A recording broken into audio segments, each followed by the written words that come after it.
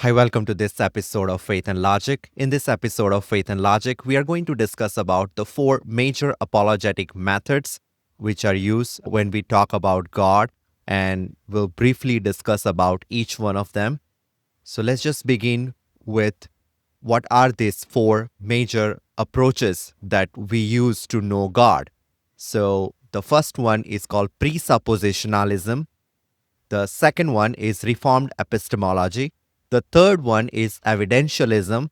And the fourth one is Natural Theology, or sometimes called as Classical Apologetics by Thomas. So let's just look at the first one, which is presuppositionalism. This was proposed by famous theologian. His name is Cornelius Van Til. As the name suggests, presupposition.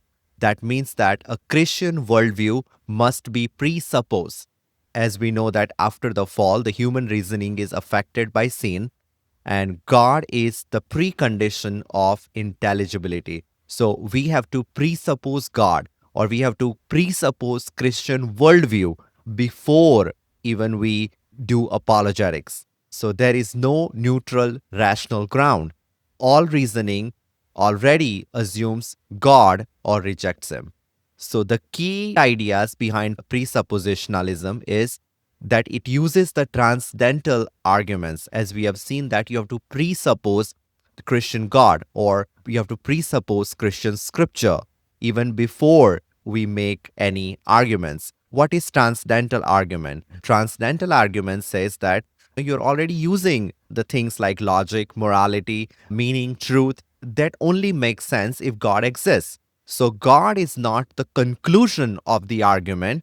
God is the necessary precondition for the argument itself.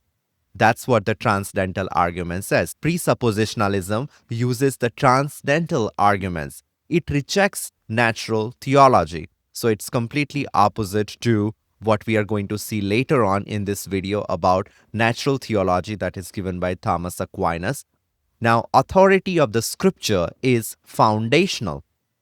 It exposes the internal contradiction in unbelief. So, to expose internal contradiction is to show that a person says that they don't believe in God, but the way they think, argue, or live assumes things that only make sense if God exists.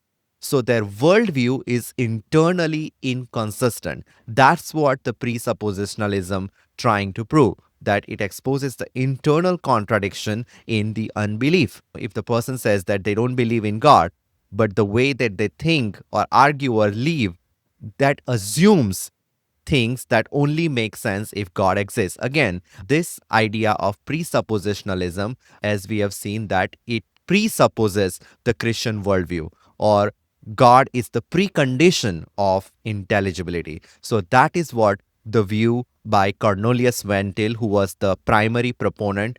Then Banson, he has a little bit different view of presuppositionalism, but he's also presuppositional proponent. Now let's look at the second method, or the second view, which is called Reformed Epistemology. And the primary proponent of this view is Alvin Plantinga. So there is the picture of Alvin Plantinga. Now, the belief in God, according to this view, belief in God can be rational without argument. The basic question that Plantinga is trying to answer is that, is it reasonable to believe in God without proving God first? And Plantinga would say yes. So his whole argument is based on basic belief. He would say that belief may be properly basic. What does it mean by basic belief? So he would say that we believe lot of things without arguments or evidence, and it's totally normal.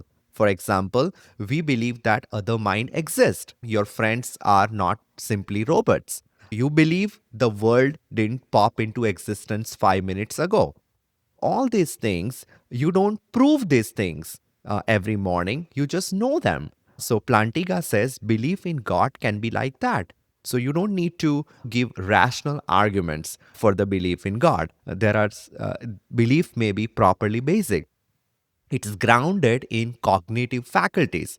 So what is the cognitive faculties? Cognitive faculties are your natural mental abilities, such as perception, like seeing, hearing, memory, reasoning, moral awareness, religious awareness, what Plantinga would call as sensus divinitatis, sense of God. To say belief in God is grounded in cognitive faculties means that you just didn't infer God from an argument. The belief arises naturally from how the human mind works when functioning properly. So, belief in God is grounded in cognitive faculties. Sensus divinitatis, sense of God. He says humans are made with a kind of built in God awareness. He borrowed the term sensus divinitatis from John Calvin. So, when you see a beautiful sunset or feel guilt after doing wrong, experience gratitude, danger, it can be natural and rational to think that God is real. There is no argument required. This is what he means when he says sense of God. He says humans are made with a kind of built in God awareness. This is how you naturally function. This is how the human mind works when functioning properly. So, that is what the basic argument of Reformed epistemology is. So, arguments confirm the belief, but they are not required. So, you don't need to give an argument for the God's existence in the beginning. They confirm the belief after you believe, but they are not necessarily required according to Reformed epistemology. So the key idea is belief in God is purely basic belief. That's the key concept of a Reformed epistemology. A basic belief is something you are rational to believe without arguing for it. For example, I see a tree, or I had a breakfast today. The past reality happened. Plantinga says belief in God can also be properly basic. So belief in God can be rational without argument. It doesn't need prior proof, according to Plantinga. So, Plantinga is not saying that arguments for God are useless. Christianity is automatically true. He's not saying that. Everyone must believe. That's not his basic argument. Plantinga is saying that you don't need argument to be rational. Arguments are helpful after belief and not always before. So that's what his primary concept of Reformed epistemology. Not all rational belief depend on evidence or proof. Belief in God is rational unless strong counter evidence undermines it. Human possesses a natural awareness of God that can be triggered by life experiences. Now let's look at the third one, which is called evidentialism. Gary Habermas is the primary proponent of this view called evidentialism. As the name suggests, evidentialism, belief should follow sufficient evidence. According to this view, emphasis on historical and empirical proofs. Faith without evidence is seen as irrational, according to this view. The classical slogan, according to evidentialism, would be believe only where the evidence leads.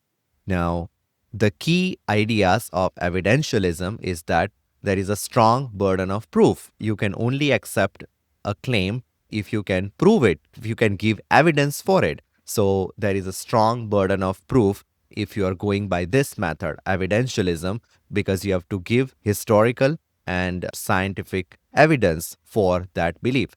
Now, this is common in modern philosophy nowadays. This view sometimes use scientific methods to theology.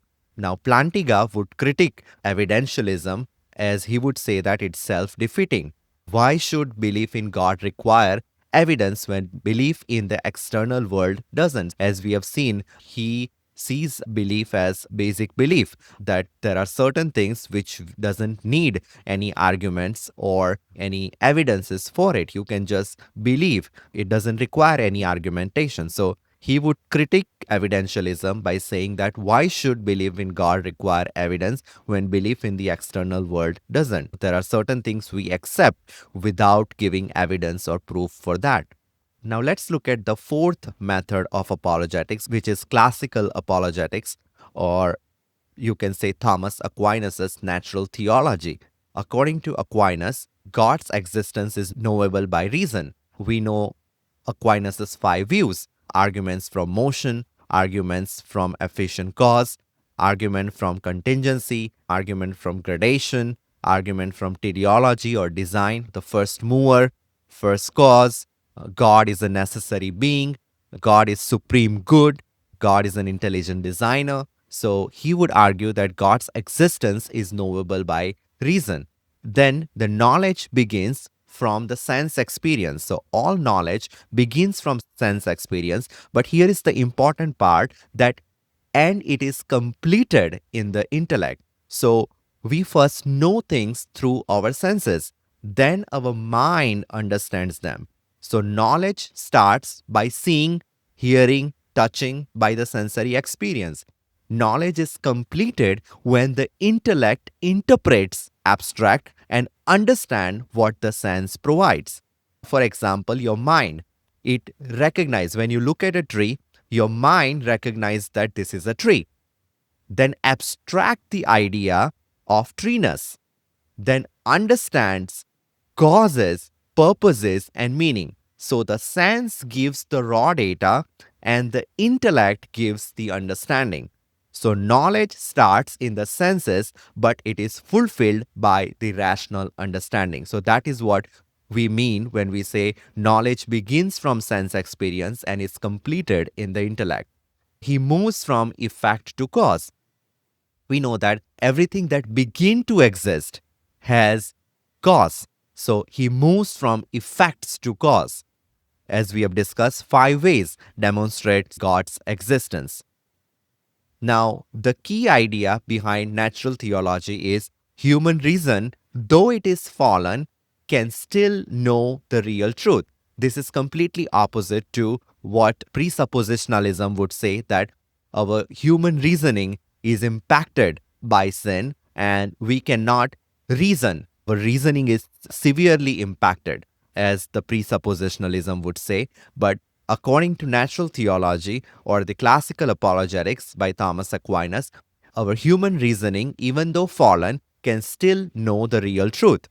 Basically, it says that faith and reason, they both go together. Now, God's existence is knowable by reason through arguments from nature. So when we say nature, human beings are created with reason, moral awareness, free will, capacity to know the truth, including some truth about God. So even though we are fallen human being, we can still reason, we have moral awareness, we have a free will, and we have a capacity to know the truth. These are the real and good, though affected by sin. So grace is God's supernatural gift. It heals what sin damages. Grace doesn't bypass the reason, but it enlightens it. As it says, grace perfects the nature, it does not replace it. So reason prepares the way for faith. Aquinas' arguments are metaphysical and they are not scientific, as some of the evidentialism, they give certain scientific argument, but Aquinas' arguments are philosophical or they are metaphysical, they are not scientific. Aquinas rejects two extremes. One is pure rationalism. Sometime you may know of Descartes. They are pure rationalists. They would say that reason alone saves. And then there is another extreme, which is anti-intellectualism. That means reason is useless after the fall. Some of the presuppositionalists, they would say that reason is useless. You have to presuppose God, or you have to have a Christian faith even before you talk about the gospel, or you do apologetics. Before you do apologetics, you have to have Christian faith, or the scriptures are necessarily required. Aquinas rejects these two extremes, which is pure rationalism and anti-intellectualism. Now, Aquinas is not doing modern science. His arguments, as we have seen, are purely metaphysical. He is doing philosophy about reality itself. So, metaphysical studies include being and existence, cause, especially the first or ultimate cause, as we have seen from his argument, from necessary being, act and potency, necessity and contingency. Aquinas' arguments operate on this metaphysical level. So he is asking for the deeper questions like, what does it mean to exist? What does it mean to cause something? So that's how Aquinas' arguments work. So that's what we see about natural theology or classical apologetic method, which says that God's existence is knowable by reason. Knowledge begins from this sense experience and is completed in the intellect, from effects to cause. Now let's look at the comparison between these four methods. As we have seen, presuppositionalism, they will say that belief must be presupposed. We have to presuppose Christian God or the Christian scripture before even doing apologetics. Now, the Reformed Epistemology by Alvin Plantinga, he would say that belief is properly basic. You don't require arguments or reason to begin with. Later on, it may be helpful to give reasons or arguments, but they are not required before faith. You can start with faith, and later on, if needed, you can give argumentation or reasons for your faith. Now, evidentialism, as we have seen, proposed by proponents like Gary Habermas or Josh McDowell, they would say that belief requires evidence. Now, natural theology, the last view, or the classical apologetics, as suggested by Thomas Aquinas, he would say that belief is inferred by reason, that all knowledge begins with a sense experience and then it's completed in the intellect. So there are different starting points. It's the same ultimate questions that they all are addressing. Now, let's just conclude, summarize the video. Each apologetic method answers a different epistemic question. For example, Plantinga would say, am I irrational for believing in God? He would say, no. Aquinas would say, can God be shown to exist by reason? Aquinas would argue that yes, God can be shown to exist by reason. You can give reason for the existence of God. Evidentialism would say, should belief wait for proof? Evidentialism would say, yes, you have to give historical and scientific argument for any belief.